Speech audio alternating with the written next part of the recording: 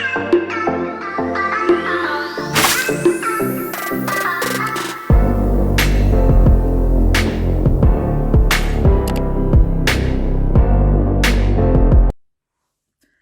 everybody, it's me, Gemma, and I was reminded today that this channel existed, so decided to come on and actually make a video. I've been spending most of my time on TikTok, which TikTok is very addictive, let's not lie.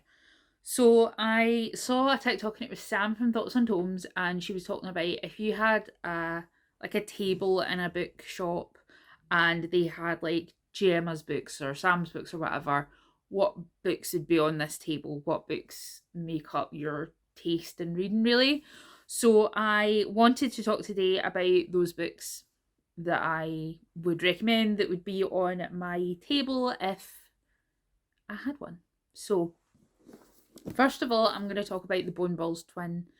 Now, if you've watched any of my videos before, I've talked about the Bone Dolls twin more than once, and I love it so much still, and I really think it's so underrated when it comes to fantasy. It is about a land called Scala, and there's a prophecy in Scala that as long as a daughter of a certain line is on the throne as queen, the country will do well and survive and all that. And they've been going with that for a long time and it's been fine, but then there's a queen that's really awful and she's sort of deposed by her brother, and her brother takes over as king and decides to change things and make it so that his sons will rule in future. And of course this doesn't go well. All his female relatives are being killed except for his sister, and when his sister gives birth to twins, one girl and one boy, the family decide to disguise the twin girl as her brother, and the brother is sacrificed in order to do this. So this is about the twin disguise the boy, and she does not learn that she is in fact a girl until she's like 11 or 12 when she hits puberty, and it's really devastating news for her. And she is also haunted by the spirit of her dead brother. So it's all about that. It's great. It's got some really great themes around gender and around, nature versus nurture, all that kind of stuff. Lynn Fleming is a great writer. I have another one of her books on this list, and I thoroughly recommend The Bone Dolls Twin as a place to start with her work because it is a sort of prequel series to her longer series, the Night Runners series. So yeah, I thoroughly recommend this. I got this so long ago that I bought it from Borders in Glasgow when Borders in Glasgow was still open. So there you go. So then this is more like a traditional one. Not traditional, I hesitate to say traditional, but it's one that will have been on loads of people's lists and I can't lie about it. And it's The Great Hunt by Robert Jordan. Now, I also have here The Eye of the World, but I think I really sort of got into the series so much in The Great Hunt. In The Great Hunt, it starts towards a lot of the storylines sort of converging and different things are happening. People are in different places, people are split up, and also the sort of main MacGuffins of the series are sort of brought in. Now, I have watched the Amazon series. I did enjoy it for what it was, but I feel like it's more of just a reinterpretation of the books than actually a faithful adaptation of the books. I can't lie, I did enjoy it, but I felt like some bits, like when they went to Tarvalin and everyone was in Tarvalin, I was like, why would you take men that you consider or are worried that can channel anywhere near Tarvalin? It just didn't make any sense to me. They cut a whole plot line in Camelin with Rand, and I felt they focused way more on the Aes Sedai than on the actual Dragon Reborn stuff. So for what it was, I enjoyed it, but for it being an adaptation of the Wheel of Time, I'm just not sure about it. And I didn't like the ending of the series at all. I was really actually quite irritated because they left so much out but put so much else in instead. Like, did we need 3 episodes in Tarvalin talking about Aes Sedai stuff? No, we didn't. So yeah, I will want to keep watching it, but I can't lie. I've got an attachment to the series that I can't let go. And while there were bits that I felt the series did well, especially the end, if you've watched the series, fine. If not, maybe skip this bit where I'm talking about some spoilers, where they had the Horn of Valere in Valdara. They had the Horn of Valere. They killed off Lord Almar, the whole bit with Tarwin's Gap. Yeah, I can't. I'll be interested to see where they go with the whole Sidar and Sidin thing, considering the direction that they're going in the series. So we'll see. But I love the ending of The Great Hunt so much, and I just really love the series. I'm sorry. I'm going to be one of those people. I'm sorry. I apologise. So that would definitely be on my table, along with the first book, The Eye of the World. It's a classic, and it's a classic for a reason. So then I want to talk about C.J. Cherryh. I'm going to talk about Fortress in the Eye of Time first of all.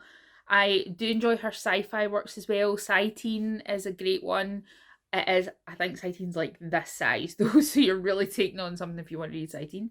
But Fortress in the Eye of Time is set in a fantasy world, and the main character is a revenant. He has been summoned from the ether by a wizard called Moral, and everyone expects him to be the rebirth of this really powerful king who came before, and Moral summons him, and he's got a sort of task in mind for him, but things don't go exactly to plan, and yeah, it's really good. It really subverts some of the expectations about the whole reborn chosen one trope and all that kind of stuff. I really enjoyed it. I really enjoyed the series. I wish she would write more of it, please. In fact, she's even still around. I don't know. Sorry if she's not. I take that back. But yeah, this is a really great series. It's got like 4 or 5 books in it. Really easy to read, and some really sort of different concepts in it that I really enjoyed. And then this is not fantasy. This is, I think I have like 2 non-fantasy on this list. But this is The Book of Bones by John Connolly. As you can see, she is a chunky one. This is like book 14, 15 in the series. It's definitely quite far on in the series. If you look, this is like the page of all the ones that have come before. So these are all the John Connolly books that have come out before this one. And the reason that I picked this one is that I really feel like this one comes to a sort of climax of the mythology that he's been creating throughout the series. The main character is a detective called Charlie Parker. He, in the first book, his wife and daughter are murdered by a serial killer called the Traveller Man, and this sets off a whole chain of events that makes him get involved with this almost supernatural underworld. And the first few books, there's not a lot of supernatural stuff in them. There's a little hint here and there, but it sort of builds and builds as the series goes on, whereby there's a group called the Believers, and they believe that they are the rebel angels who fell from heaven, and they are trying to find this one angel who turned back to God, and they hate him and stuff like that, and it's very good. So there are standalone books in the series. There are ones that are more self-contained, and there are ones like this one, which is a mythology book. It's almost like, do you remember when you watched the X-Files and they had certain episodes that really progressed the mythology, and they had certain episodes that were like one and done? I really think that's a lot like this. I really like Charlie Parker as a main character, but I love Angel and Lewis, who are his sort of like sidekicks. Louis is a retired, semi-retired assassin, and Angel is a semi-retired thief, and together they sort of provide support and things like that to Charlie Parker, and they are sort of in his quest to to save people, and also to stop the Believers from doing loads of bad shit. So this is a really great book, and I also feel that this book in particular really shines a light on the amount of research that John Connolly does in each of his books. Like, you come away from like a book like this and you're like, actually, I really actually want to know more about Anabaptists for some queer reason. But I really love it. His villains are very scary.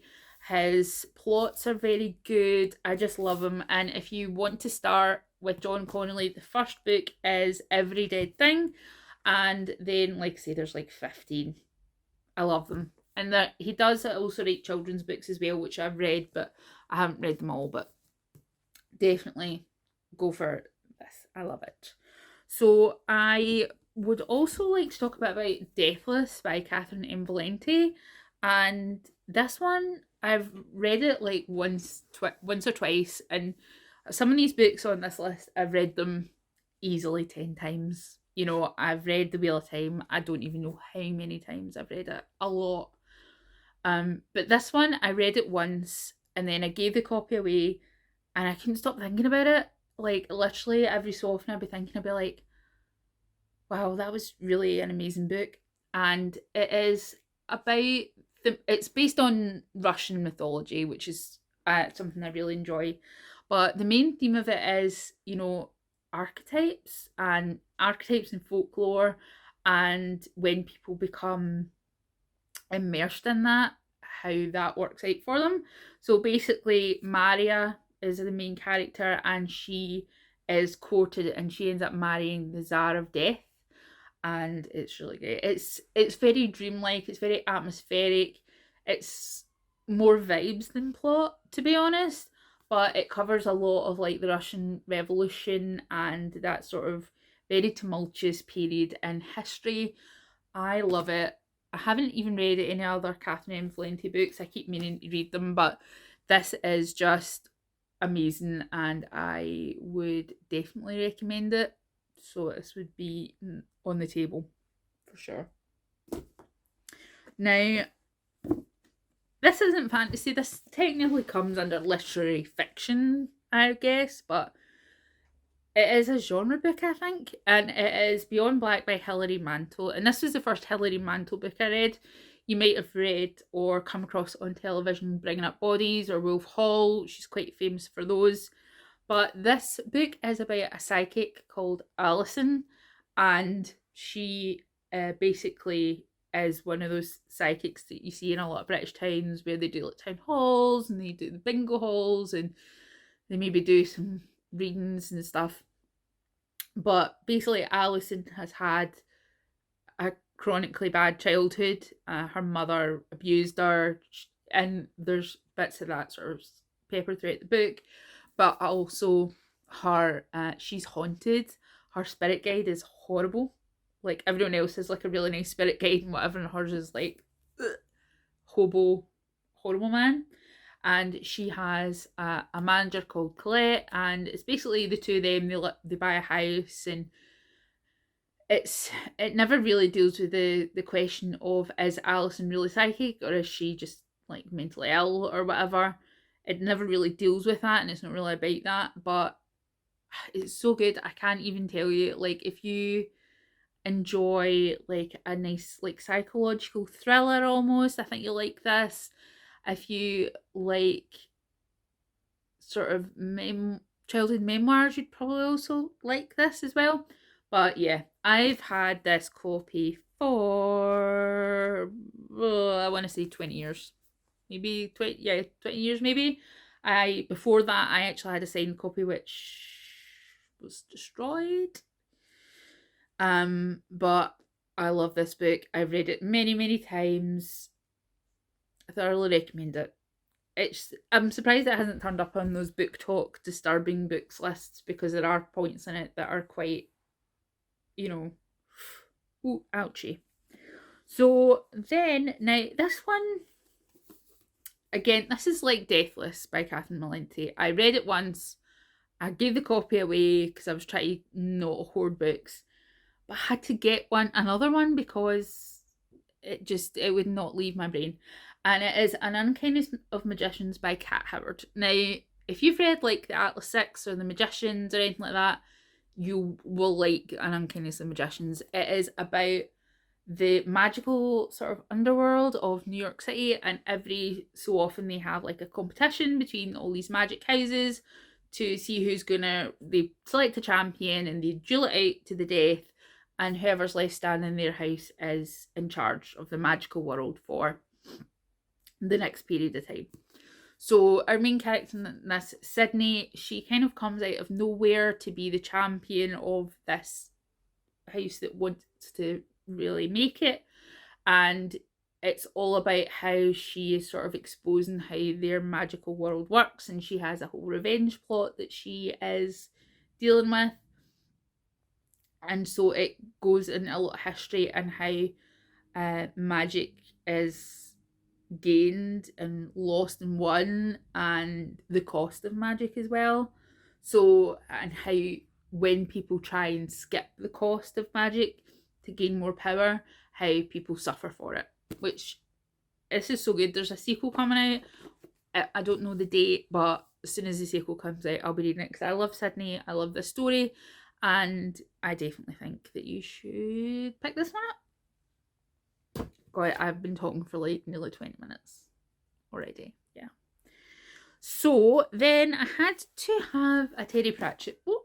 I had to have a Terry Pratchett book on here. So I went for the Monstrous Regiment, and I would also say any of the Tiffany Aching book, first Tiffany Aching book, which is The Wee Free Men, which is more suitable for like younger readers. But I love the Monstrous Regiment.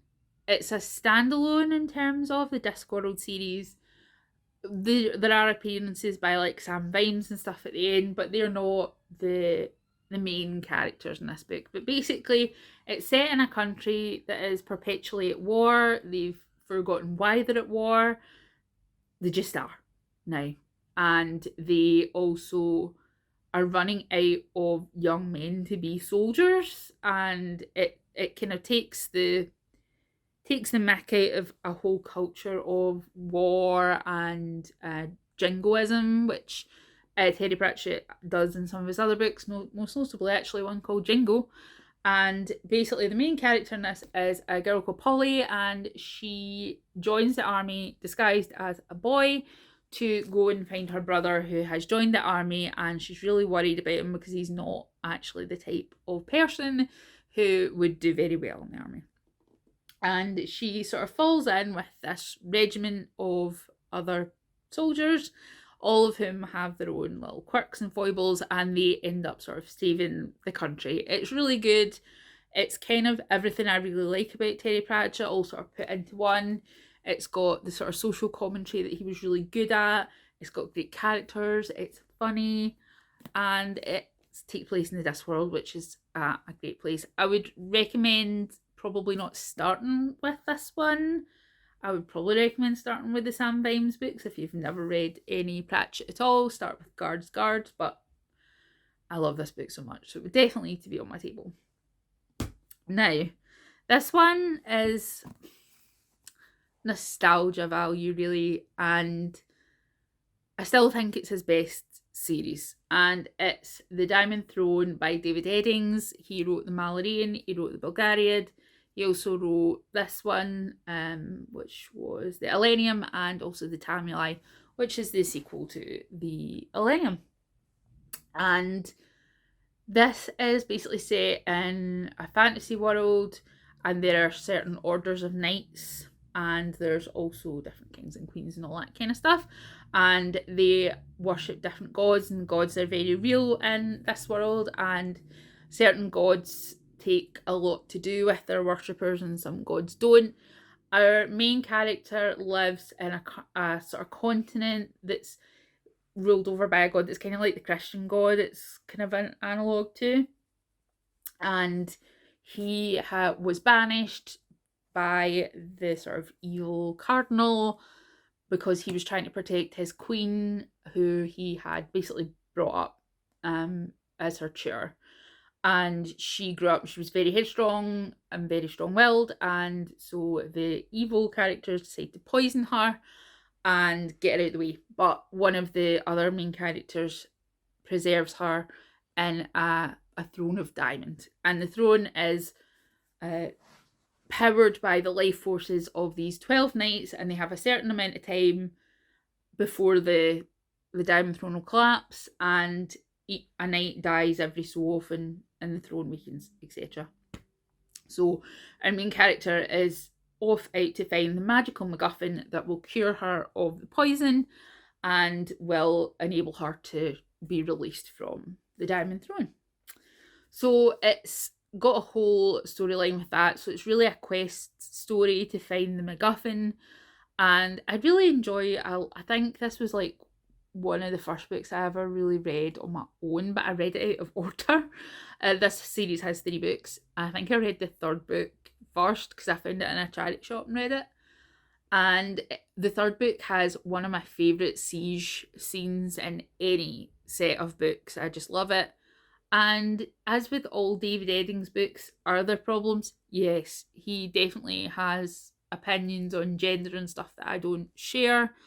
And yeah, sometimes with David Eddings, there's a very boys do this, girls do that sort of thing. But I love the Diamond Throne. I think it's a great series, and I think if it's a good place to start for adults. If you're a bit younger, I would start with the Bulgariad, which is the first book I ever actually read. I think like the first fantasy book I ever actually read was the Bulgariad, and I just really like David Eddings. But don't, once you're finished with Tamuli, Elenium, Bulgariad, Malarian, and the standalones like Bulgarith and Bulgariad, just stop.